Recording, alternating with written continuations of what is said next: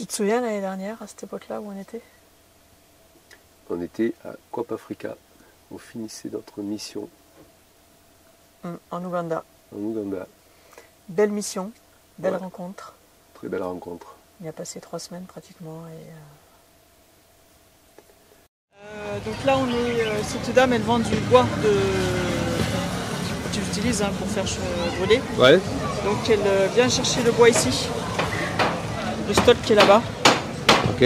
Et après, elle le ramène chez elle pour le vendre avec le boda boda. Voilà, en fait, on va la prendre quand elle part d'ici. Et après, là-bas, on la prendra quand elle arrivera au point de collecte. Et ça fera le jonchonnement. Mon nouveau projet, c'est réaliser donc un petit chariot, comme ça, comme on trouve d'ailleurs dans les avions, quand ils servent les plats.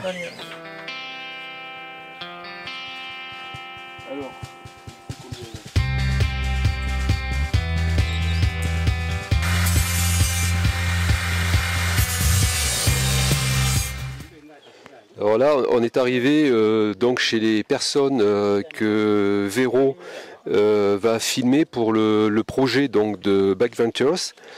Et ce sont donc des personnes qui ont un commerce. C'est quel commerce, Véro? Ils collectent en fait des vegetables,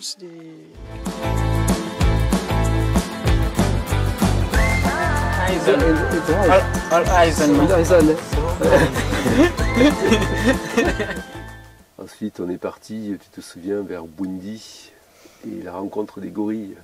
Des gorilles, ouais. Beau moment aussi, on a passé 1 heure avec eux. Exceptionnel. Exceptionnel.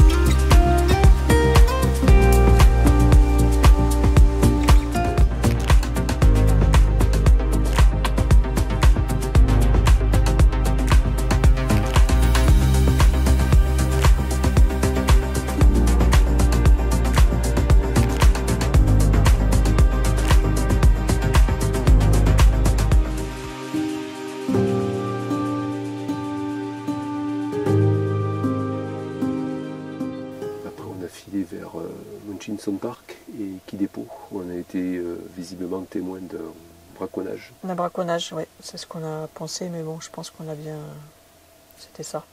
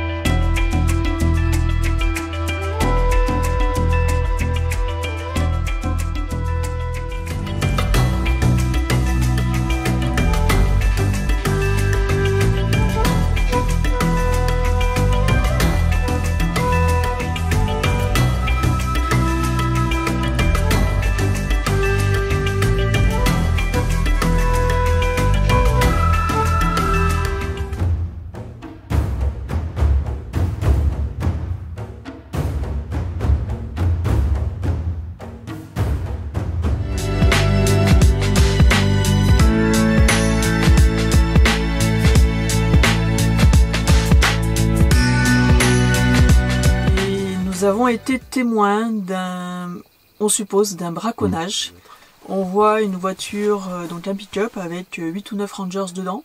Bon, déjà, c'est un peu inhabituel parce qu'il n'y en a jamais autant. Ils sont 2 ou 3 d'habitude. Enfin, Rangers. En habit de Rangers. En habit de Rangers, en habit de militaire avec des Kalachnikov, du matériel assez lourd. Ils nous ont fait signe surtout de circuler parce qu'on s'est arrêté quand on les a vus. On était surpris de les voir dans la brousse, complètement hors piste. Avec, voilà, ils avaient un comportement un petit peu bizarre. Oui, puis ils étaient en train de se nettoyer les mains. Enfin, j'ai vu des bidons d'eau. Et une fois qu'ils ont été partis, on est allé voir. On est revenu. Et là, surprise. Ouais. Déjà, non, ce qui nous a alerté aussi, c'est qu'il y avait beaucoup de vautours. Vautours fauves, on le voit sur les photos, plein de vautours fauves qui tournent. Donc, voilà. Je dis à Véro, bon, on fait demi-tour, je vais en avoir le cœur net, il y a quelque chose, c'est pas possible, soit une carcasse, un truc. Donc on revient, on prend hors piste et on va jusqu'au lieu où était positionné. Et dès qu'ils ont été partis, ça a été une nuée de vautours qui s'est accumulée sur à l'endroit où ils étaient. Et là, en arrivant, donc les vautours s'écartent et là, il y a des viscères partout. Voilà, du sang partout frais, donc ça sentait pas du tout, donc ça venait d'être fait. Il n'y avait pas d'odeur du tout. Et puis donc la partie génitale, donc c'est comme ça que j'ai pu reconnaître de l'animal qui jonchait au sol, tu peux le voir sur les images, et c'est comme ça qu'on a pu identifier en fait que c'était un buffle. Donc voilà, on était un petit peu stupéfait, surpris et pas trop non plus, parce qu'on sait qu'il y a beaucoup de braconnage malheureusement dans les parcs. Et puis là, on est vraiment en bordure du Sud-Soudan, donc ce qui ne veut pas dire que dans le Sud-Soudan, ça braconne plus qu'ailleurs, hein. Mais c'est une zone un petit peu isolée, c'est un corridor naturel où, à mon avis, il y a peu de surveillance, et tout ça nous a laissé penser qu'on a été témoin d'un braconnage. On est arrivé heureusement sur la fin, parce que comme nous a dit Marc, il y a un risque potentiel avec les braconniers, c'est que s'ils sont vraiment dérangés, ils sont vraiment bien équipés, donc voilà.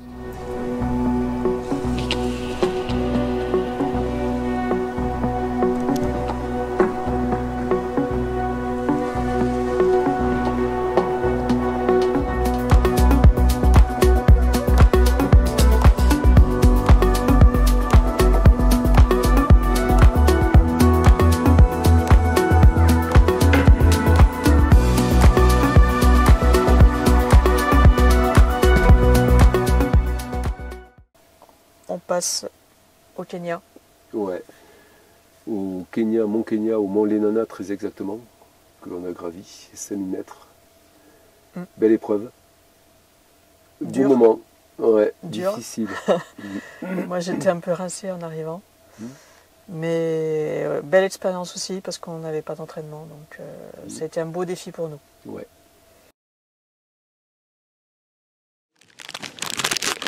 Bon, levé de bonne heure, 3h moins le quart.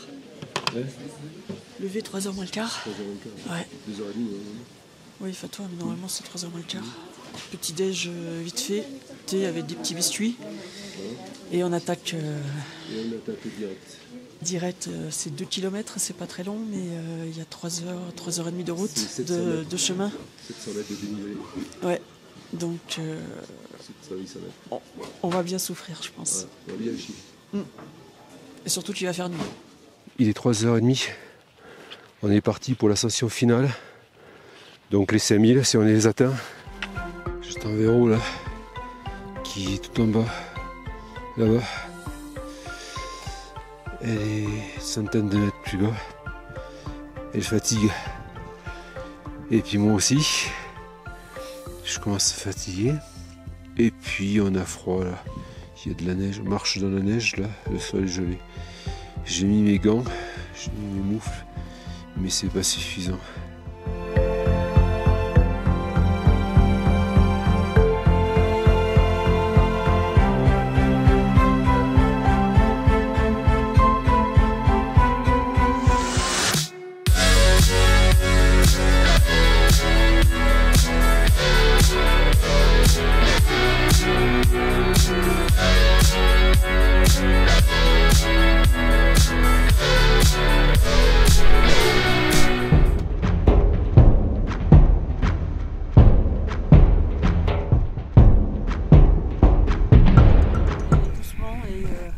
Attention, on met les pieds.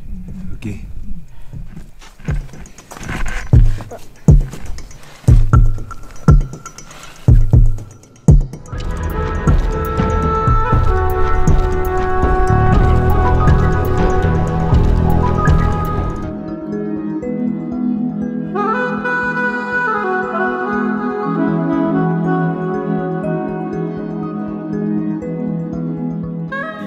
Kenya, on est à quel moment là, au mois d'avril? On est au mois de mars, on est au mois de février-mars. Ouais. Donc on commence à se renseigner pour faire shipper Maxou.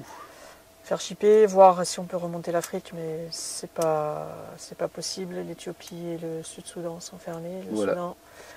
Donc décision. On fait shipper de l'Afrique du Sud vers le continent sud-américain. Voilà, donc on descend 5000 km pour rallier Durban. Oui, parce qu'on trouve le transitaire à Durban, Vernon. Et là, on essuie une méga tempête à Durban. Ah oui, moi j'avais jamais vécu ça, c'est impressionnant. Oui, aujourd'hui, on a rendez-vous avec la personne avec qui on est en contact depuis plusieurs mois pour le shipping de Maxou. On est content parce que voilà, il nous tarde de le rencontrer. On a plein de questions à lui poser sur l'organisation du transfert de Maxou. De toute façon, la sortie, regarde, la sortie. Regarde le niveau de l'eau, ce qui était, regarde, 3 mètres, 3-4 mètres au-dessus, regarde les bouteilles, regarde le flot. Et ça, on peut que les conteneurs sont là.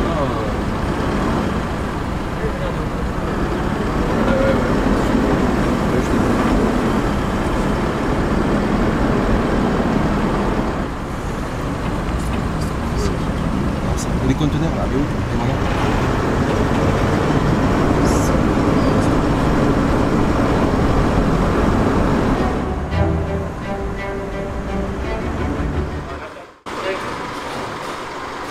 Kidnap.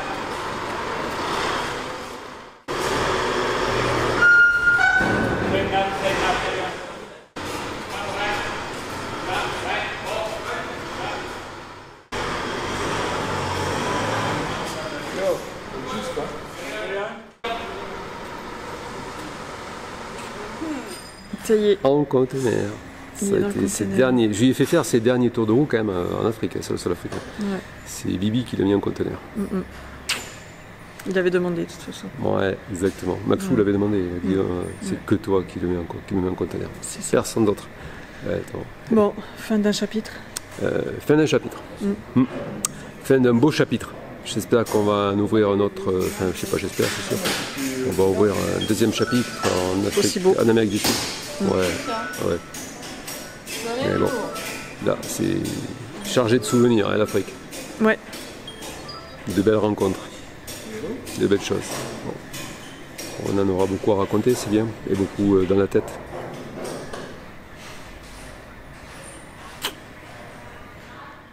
Notre retour en France, un mois, passé en France pour voir la famille et les amis. Pendant que Maxou était sur l'eau, il allait en direction de Montevideo, en Uruguay, et on le retrouve là-bas. Le début 1er juin, on arrive à Montevideo. Le reste au total, on avait 70 kg embarqués quand même de matériel. Parce que toi, tu avais un sac qui faisait 19 kg aussi. C'est ça. Donc on est à quelques minutes de récupérer Maxou. Et là, on va rentrer au port. Et puis après, on pourra sortir. Alors? Ouais, c'est bon. Et puis. It's okay. Now exit. Go for the office. Yeah, in the office. Okay, good. And after we go to the customs. Yes. Yes. And after. Okay. Voyage.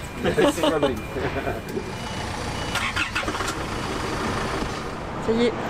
On attend le dernier papier de la douane. On a le document de sortie du véhicule. De papier d'importation temporaire. Ouais, c'est le document d'importation temporaire. D'admission temporaire sur le territoire. Voilà, donc ça c'est, attention, ça c'est des bons, c'est le papier très très important. Ensuite c'est la montée vers le nord-ouest de l'Argentine. Donc on passe en Argentine, on va du côté de Salinas Grandes, Salar. Et Tolar Grande. Alors on a quitté la RN 52 pour prendre une petite piste qui passe entre les montagnes, la piste 78. Des oiseaux là, regarde.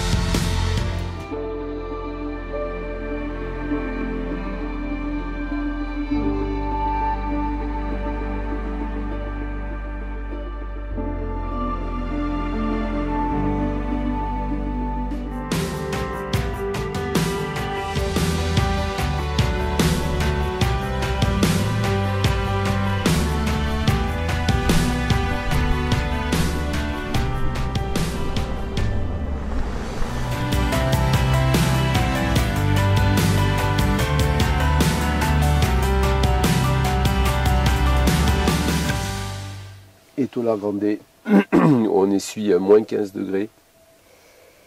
Dehors. Le lendemain de notre arrivée. Ouais. Moins 15 dehors et moins 6 dans la cellule. Voilà, tout est gelé dans la cellule. C'est la catastrophe. Bon, je me lève, il est 7 h du mat. Il fait encore plus froid que cette nuit. J'étais réveillé par le froid, la bouillotte était plus très efficace. Et là, j'avais moins 4,9 dans la cellule. Là, ça remonte un petit peu parce que j'ai bougé. Oh. Tu restes au lit? Hein? Tu restes au lit? Non, je vais me lever. J'arrive. Parce que là, j'ai pas envie de sortir de trucs, quoi. Ah ben, ça, je te comprends, j'étais pareil. Je vais me lever. Non, mais je vais faire chauffer un peu là. Je le plaque là. Je vais démarrer là. Alors, à l'extérieur, on a atteint en pointe moins 14 degrés. Voilà, on regarde, ça évolue. Là, il y a moins 13,7. On a eu moins 14, là, il y a 1 ou 2 minutes. Les températures ce matin, c'est pas ce qu'ils avaient annoncé. Donc, on est toujours à Étola Grande. Il est 7 h du matin. On risque d'y rester un moment. On risque d'y rester un moment. Si la voiture démarre pas. On essaye de faire chauffer un petit peu la plaque là. Attends, ce matin c'est pas facile. Le démarrage il est compliqué. Voilà, et puis on va voir si Maxou démarre parce qu'à moins 14, à 3005 déjà, hier avant-hier, ça a été compliqué. Et de là, on décide de se diriger vers le sud, avoir un petit peu plus de chaleur et de soleil. On commence notre descente vers Ushuaia en passant par Buenos Aires. Cordoba, Buenos Aires. Buenos Aires, où on est allé voir le tango, un spectacle de tango. On a passé une soirée tango. Magnifique. Ouais.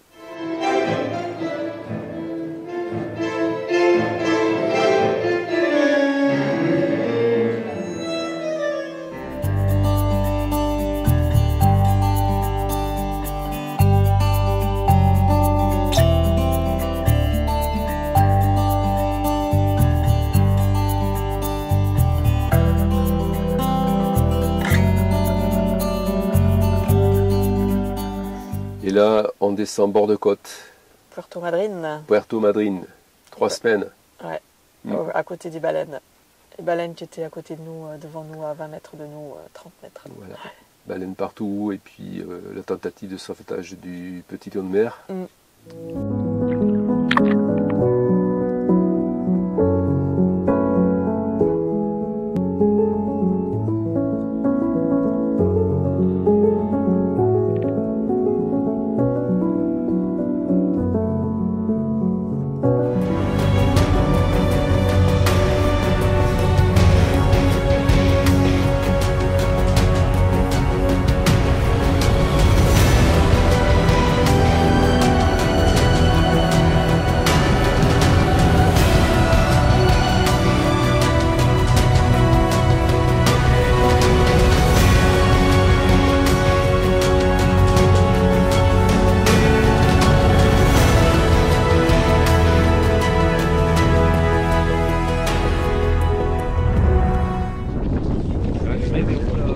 Ouais, on a trouvé du poisson pour toi, ma chérie. Oh, il est vidé, hein.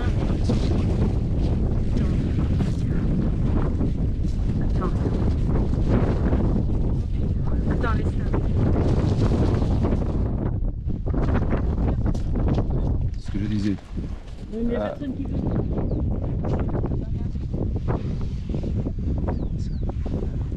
Elle le garde, elle le crache pas, hein. Ça coule pas par terre. On ne sait pas ce qu'elle devient, la petite. On espère que ça lui aura porté chance. Oui. Et puis notre continuation vers Ushuaia, on oblique plein ouest par la route A41. Et on descend au Fitzroy.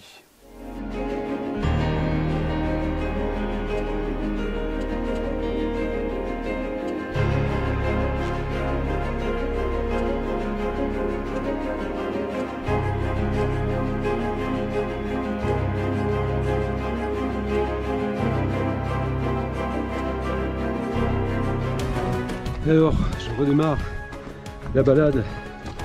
Là, ça a été hard. Je vais te faire profiter de la vue. À l'arrivée, j'ai fini la grimpette. Il y a eu, je sais pas, 300-400 mètres de dénivelé. Mais Bon dénivelé.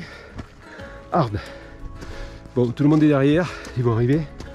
Là, allez. C'est grandiose. Regarde un petit peu en face. Le Fitzroy. Ici, c'est encore un petit peu enneigé.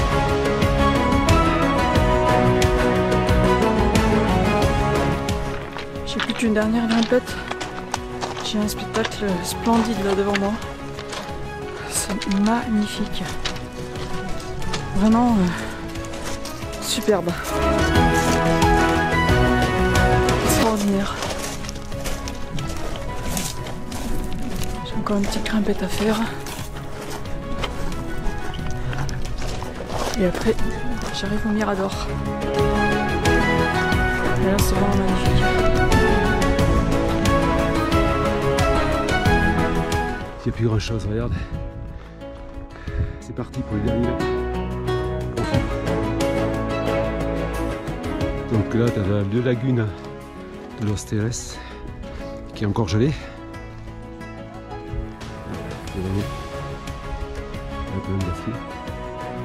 Et là, le Fitzroy.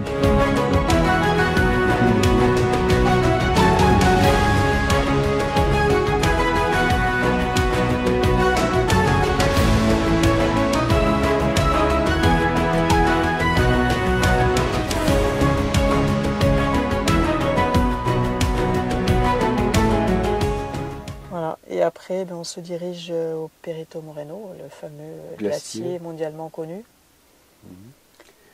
Une des, on va dire, quasiment dernière étape avant de rallier Ushuaia.